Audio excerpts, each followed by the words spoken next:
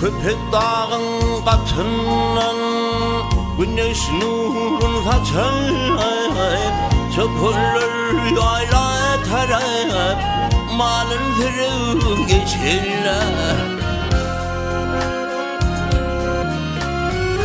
Gümüş yağlı mektebin ah oturun içirler. Gün bile bile dağır, tehir vıladı güzel.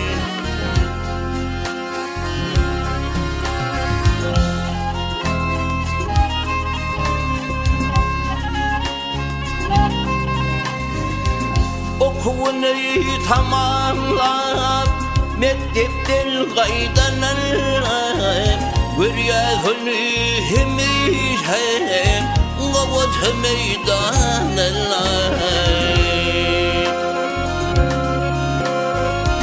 Öfüslere befrinin kalkınız zamanına, Üvünneti handerin kalbıda solli veder.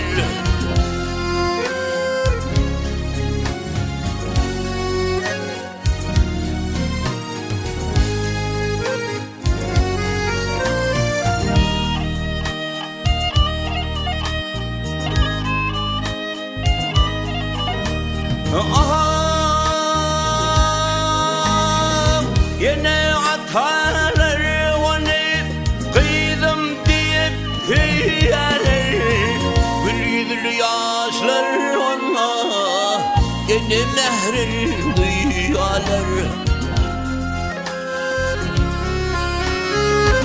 Kaçıkandık arar yaşlar mı diyerler, tüvülümöken yaşar tehir vılandı güzel.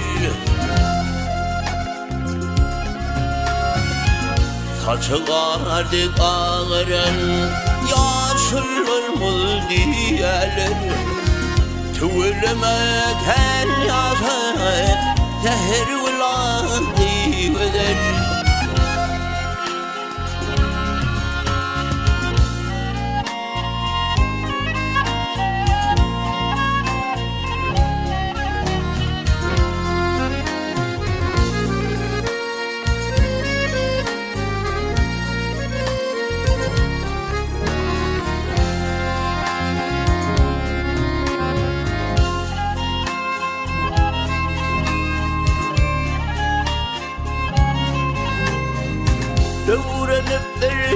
Öğreniptir mehir fallan çağırlar, muradına yetirdir medeniyet adağırlar.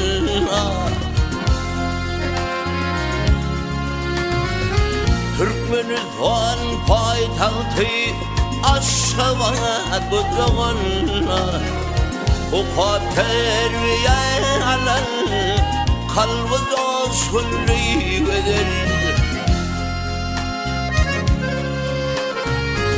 Kaçılandık ağırın yaşlar mı diyerler, tüvülümöken yaşar tehir vılandı güzel.